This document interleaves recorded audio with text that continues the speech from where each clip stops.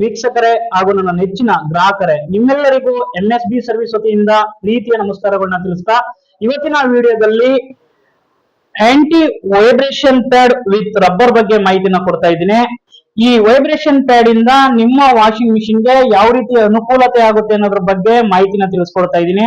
ಪೂರ್ತಿ ಮಾಹಿತಿಗಾಗಿ ನನ್ನ ವಿಡಿಯೋ ಮಧ್ಯದಲ್ಲಿ ಎಲ್ಲೂ ಸ್ಕಿಪ್ ಮಾಡದೆ ವಿಡಿಯೋ ಪೂರ್ತಿ ವೀಕ್ಷಣೆ ಮಾಡುವ ಮೂಲಕ ಮಾಹಿತಿನ ತಿಳ್ಕೊಳ್ಳಿ ಅಂತ ಹೇಳ್ತಾ ಬನ್ನಿ. ಹಾಗಾದ್ರೆ ಈ ವೈಬ್ರೇಷನ್ ಪ್ಯಾಡ್ ಇಂದ ನಿಮ್ಮ ಪ್ರಿಂಟ್ ಲೋಡ್ ವಾಷಿಂಗ್ ಮಿಷಿನ್ ಗೆ ಅಥವಾ ಟಾಪ್ ಲೋಡ್ ವಾಷಿಂಗ್ ಮಿಷಿನ್ ಇರ್ಬೋದು ಏನು ಅನುಕೂಲತೆ ಅನ್ನೋದ್ರ ಬಗ್ಗೆ ನಾನು ತಿಳಿಸ್ಕೊಡ್ತೀನಿ. ನೋಡಿ ಸ್ನೇಹಿತರೆ, ಮಾರ್ಕೆಟ್ ಅಲ್ಲಿ ಸಿಗುವಂತ ಈ ರೀತಿ ಒಂದು ಕಬ್ಬಿಣದ ಸ್ಟ್ಯಾಂಡ್ ತರ್ತೀರಾ ಮನೆಗೆ, ಪ್ರಿಂಟ್ ಲೋಡ್ ವಾಷಿಂಗ್ ಮಿಷಿನ್ ಅಥವಾ ಟಾಪ್ ಲೋಡ್ ವಾಷಿಂಗ್ ಮಿಷಿನ್ ಆಗಿರ್ಬೋದು, ಕಬ್ಬಿಣದ ಸ್ಟ್ಯಾಂಡ್ ನ ಯೂಸ್ ಮಾಡ್ತೀರಾ. ಈ ಸ್ಟ್ಯಾಂಡ್ ನ ಯಾವ್ದಕ್ಕೋಸ್ಕರ ಯೂಸ್ ಮಾಡ್ತೀರಾ ಅಂದ್ರೆ, ನೀರ್ ಬೀಳೋ ಜಾಗದಲ್ಲಿ ಇಟ್ರೆ ಮಿಷಿನ್ ರೆಸ್ಟ್ ಹಿಡಿಬಾರ್ದು. ಮತ್ತೆ ಈ ರೀತಿ ಮಾಮೂಲಿ ಹಾಲಲ್ಲೇ ಇಟ್ಕೊಂಡ್ರೆ ಈ ರೀತಿ ಟೈನ್ಸ್ ನೆಲ ಇರುತ್ತೆ, ಸ್ವಲ್ಪ ಏನಾದ್ರು ವೈಬ್ರೇಷನ್ ಆಗಿ ಮಿಷಿನ್ ಆ ಕಡೆ ಈ ಕಡೆ ಹೋಗುತ್ತೆ ಅನ್ನೋದಕ್ಕೋಸ್ಕರ ಈ ಸ್ಟ್ಯಾಂಡ್ ಅನ್ನ ಬಳಸ್ತೀರಾ. ಮತ್ತೆ ಜೊತೆಯಲ್ಲಿ ಏನಾದ್ರೂ ಗಲೀಜು ಕಸ ಕಡ್ಡಿ ಇದ್ರೆ ಅದು ವಾಷಿಂಗ್ ಮಿಷಿನ್ ಕೆಳಗಡೆ ಎಲ್ಲ ಹೋಗಿ ಕುತ್ಕೊಳ್ಳುತ್ತೆ, ನೀಟಾಗಿ ಕ್ಲೀನ್ ಮಾಡ್ಕೊಳ್ಳೋದಕ್ಕಾಗೋದಿಲ್ಲ, ಮತ್ತೆ ಮನೆ ಒರೆಸ್ಬೇಕಾದ್ರೆ ನೀಟಾಗಿ ಮನೆನ ಒರೆಸೋದಕ್ಕಾಗೋದಿಲ್ಲ ಅಂತ ಹೇಳ್ಬಿಟ್ಟು ಈ ರೀತಿ ಮಾರ್ಕೆಟ್ ಅಲ್ಲಿ ಸಿಗುವಂತ ಒಂದು ಸ್ಟ್ಯಾಂಡ್ ನ ಬಳಸ್ತೀರಾ. ಕೆಲವೊಂದು ಟೆಕ್ನಿಷಿಯನ್ ಕಂಪ್ನಿಯಿಂದನೂ ಸ್ಟ್ಯಾಂಡ್ ಯೂಸ್ ಮಾಡಿ ಅಂತ ಹೇಳ್ತಾರೆ. ಸೊ ಸ್ಟ್ಯಾಂಡ್ ಯೂಸ್ ಮಾಡೋದ್ರಿಂದ ಏನ್ ತೊಂದರೆ ಇಲ್ಲ, ಬಟ್ ಏನ್ ಪ್ರಾಬ್ಲಮ್ ಆಗುತ್ತಪ್ಪ ಅಂದ್ರೆ ಈ ತರ ಹಾಲಲ್ಲಿ ಇಟ್ರೆ, ಈ ತರ ನೆಲದಲ್ಲಿ ಇಟ್ರೆ ನಿಮ್ಗೆ ಏನ್ ತೊಂದರೆ ಆಗಲ್ಲ, ಅಲ್ಲಿ ಸ್ಟ್ಯಾಂಡ್ ನ ಯೂಸ್ ಮಾಡ್ಬೋದು. ಸೊ ನಿಮ್ಗೆ ಮಾರ್ಕೆಟ್ ಅಲ್ಲಿ ಸಿಗುತ್ತೆ, ಮತ್ತೆ ಟೆಕ್ನಿಷಿಯನ್ ಎಲ್ಲ ತಂದು ಕೊಡ್ತಾರೆ.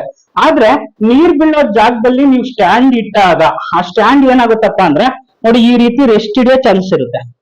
ಸ್ಟ್ಯಾಂಡ್ ನೀರ್ ಮೇಲೆಲ್ಲ ಬಿದ್ದು ಕಬ್ಬಿಣದ ಸ್ಟ್ಯಾಂಡ್ ಕೂಡ ರೆಸ್ಟ್ ಹಿಡಿಯೋ ಚಾನ್ಸಸ್ ಇರುತ್ತೆ.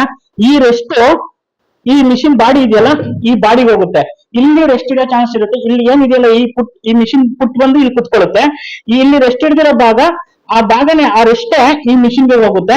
ಆ ಮಿಷಿನ್ ಕೂಡ ರೆಸ್ಟ್ ಹಿಡಿದು ಬಿದೋಗೋ ಚಾನ್ಸಸ್ ಇರುತ್ತೆ, ಸ್ಟ್ಯಾಂಡ್ ಮೇಲಿಂದ ರೆಸ್ಟ್ ಹಿಡಿದು ಬಿದೋಗೋ ಚಾನ್ಸಸ್ ಇರುತ್ತೆ. ಸೊ ಈ ಕಬ್ಬಿಣದ ಸ್ಟ್ಯಾಂಡ್ ಇಂದ ಮಿಷಿನ್ಗೂ ಕೂಡ ರೆಸ್ಟ್ ಹೋಗುತ್ತೆ ಅಥವಾ ರೆಸ್ಟ್ ಹಿಡಿಯುತ್ತೆ ಇದರಿಂದ ಅಂತ ಹೇಳ್ತಾ ಇದ್ದೀನಿ. ಸೊ ರೆಸ್ಟ್ ಕಬ್ಬಿಣ ಕಂಡ್ರೆ ಸಾಕು, ಕಬ್ಬಿಣದಲ್ಲಿ ಅದು ಹರ್ಕೊಂಡು ಹೋಗ್ತಾ ಇರುತ್ತೆ, ಎಲ್ಲೆಲ್ಲಿ ಕಬ್ಬಿಣ ಇರುತ್ತೋ ಅಲ್ಲೆಲ್ಲ ಹೋಗಿ ಒಂದು ಮಿಷಿನ್ ಆಗಿರ್ಬೋದು, ಸ್ಟ್ಯಾಂಡ್ ಆಗಿರ್ಬೋದು ಹಾಳಾಗುತ್ತೆ ಅದರಿಂದ. ಸೊ ಅದಕ್ಕಾಗಿ ಸುಮಾರು 850, 1000, 1200, 1300 ರೂಪಾಯಿ ಕೊಟ್ಟು ಸ್ಟ್ಯಾಂಡ್ ಹಾಕೊಳ್ಳೋ ಬದಲು ನೋಡಿ, ನಾನ್ ನಿಮ್ಗೆ ಇವತ್ತು ಕಡಿಮೆ ಬಜೆಟ್ ನಲ್ಲಿ ವೈಬ್ರೇಷನ್ ಪ್ಯಾಡ್ ಬಗ್ಗೆ ಹೇಳ್ತಾ ಇದ್ದೀನಿ. ಕಡಿಮೆ ಬಜೆಟ್ ಕೇವಲ 350 ರೂಪಾಯಿಂದ 400 ರೂಪಾಯಿ. ನೋಡಿ 4 ಫುಟ್ ಬರುತ್ತೆ, ನೋಡಿ ಈ ತರ 4 ಫುಟ್ ಬರುತ್ತೆ, ಇದೆರಡು ಫುಟ್ 4 ಫುಟ್ ಬರುತ್ತೆ. ಈ 4 ಫುಟ್ ನ ಜಸ್ಟ್ ನೋಡಿ ಈ ರೀತಿ ಯಾವ್ದೇ ಬಟ್ಟೆ ಹಾಕಿದ್ರು ಮಿಷಿನ್ ಒಂದು 60 ಕೆಜಿ ಭಾರ ಇರುತ್ತೆ, ಒಂದು 75 ಕೆಜಿ ಭಾರ ಬಿದ್ರೆ ಇದ್ರ ಮೇಲೆ ಕಚ್ಕೊಂಡ್ಬಿಡುತ್ತೆ, ಕರೆಕ್ಟ್ ಆಗಿ ಟೈಟ್ ಆಗಿ ಕಚ್ಕೊಳ್ಳುತ್ತೆ. ಮಿಷಿನ್ ಆ ಕಡೆ ಈ ಕಡೆ ಜರ್ಕಡೋದಿಲ್ಲ. ಸ್ಟ್ಯಾಂಡ್ ಮೇಲೆ ಇಟ್ಟರು ಸ್ವಲ್ಪ ಆ ಕಡೆ ಈ ಕಡೆ ಈ ತರ ನೈಸ್ ನೆಲ ಇರುತ್ತಲ್ಲ, ಟೈನ್ಸ್ ಸ್ವಲ್ಪ ಗ್ರಾನೈಟ್ ನೆಲದ ಮೇಲೆ ಸ್ವಲ್ಪ ಬಟ್ಟೆ ಲೋಡ್ಗೆ ರನ್ನಿಂಗ್ ಆಗ್ತಾ ಇರ್ಬೇಕಾದ್ರೆ ಸ್ಪಿನ್ನಿಂಗ್ ಆಗೋ ಟೈಮ್ ಅಲ್ಲಿ ಸ್ವಲ್ಪ ಆ ಕಡೆ ಈ ಕಡೆ ಜರ್ಕಾಡ್ಬೋದು. ಬಟ್ ಈ ವೈಬ್ರೇಷನ್ ಪ್ಯಾಡ್ ಹಾಕೊಂಡ್ರೆ ಮಿಷಿನ್ ಆ ಕಡೆ ಈ ಕಡೆ ಜರ್ಕಾಡಲ್ಲ. ಈ ಮಿಷಿನ್ ಇರುವಂತ ಭಾರಕ್ಕೆ ಇದು ನೀಟಾಗಿ ರಬ್ಬರ್ ವೈಬ್ರೇಷನ್ ಪ್ಯಾಡ್ ಮತ್ತೆ ವಿತ್ ರಬ್ಬರ್ ಅಂತ ನಾನು ಆಲ್ರೆಡಿ ಹೇಳಿದೆ. ಈ ರಬ್ಬರ್ ನೈಸ್ ಆಗಿರುವಂತ ಟೈಲ್ಸ್ ಅಥವಾ ಗ್ರಾನೈಟ್ ಕಲ್ ಮೇಲೆ ಕಚ್ಕೊಳ್ಳುತ್ತೆ, ಗ್ರಿಪ್ ಹಿಡಿದು ಕಚ್ಕೊಳ್ಳುತ್ತೆ.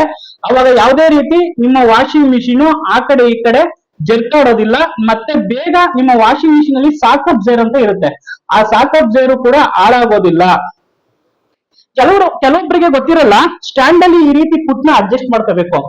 ಕೆಲವು ಟೆಕ್ನಿಷಿಯನ್ ಮಾತ್ರ ಈ ರೀತಿ ಪುಟ್ ನ ಅಡ್ಜಸ್ಟ್ ಮಾಡ್ಕೊಡ್ತಾರೆ. ಕೆಲವರು ಅಡ್ಜಸ್ಟ್ ಮಾಡದೆ ಅದೇ ಸ್ಟ್ಯಾಂಡ್ ನ ಹೆಂಗ್ ಬೇಕಂಗೆ ಯಾವ್ದೇ ರೀತಿ ಅಡ್ಜಸ್ಟ್ ಇರುತ್ತೆ ಹಾಕ್ಬಿಟ್ಟು ಹೊಂಟೋಗ್ತಾರೆ. ಸೊ ಅವಾಗ ಏನಾಗುತ್ತೆ ಅಂದ್ರೆ ಮಿಷಿನ್ ವೇರಿಯೇಷನ್ ಆಗುತ್ತೆ, ಒಂದ್ ಕಡೆ ಡೌನ್ ಆಗೋದು, ಒಂದ್ ಕಡೆ ಅಪ್ ಆಗೋದು, ಆ ರೀತಿ ಆಗುತ್ತೆ. ಆ ರೀತಿ ಆದಾಗ ಏನಾಗುತ್ತೆ ಅಂದ್ರೆ ಸ್ಟ್ಯಾಂಡ್ ಮೇಲೆ ಮಿಷಿನ್ ಕುತ್ಕೊಂಡ್ರು ಏನಾಗುತ್ತೆ ಅಂದ್ರೆ ಆ ಕಡೆ ಈ ಕಡೆ ಡೌನ್ ಇದ್ದಾಗ ಒಂದ್ ಕಡೆ ಬಟ್ಟೆ ಲೋಡ್ ಜಾಸ್ತಿ ಆದಾಗ ಸಾಕ್ ಅಬ್ಸೈರ್ ಬೇಗ ಹಾಳಾಗುತ್ತೆ. ಬಟ್ ಸ್ಟ್ಯಾಂಡ್ ಮೇಲೆ ನೀವು ಇಟ್ಟಾಗ ಕರೆಕ್ಟ್ ಆಗಿ ಪುಟ್ಟು ಕರೆಕ್ಟ್ ಆಗಿ ಇಲ್ಲ ವೇರಿಯೇಷನ್ ಆಯ್ತು ಅಂದ್ರೆ ಒಂದ್ ಕಡೆ ಡೌನ್ ಆದಾಗ ಸಾಕ್ ಅಬ್ಸೈರ್ ಡ್ರಮ್ಮು ಕಟ್ ಆಗೋ ಚಾನ್ಸಸ್ ಇರುತ್ತೆ ಸ್ಟ್ಯಾಂಡ್ ಮೇಲೆ, ಓಕೆನಾ.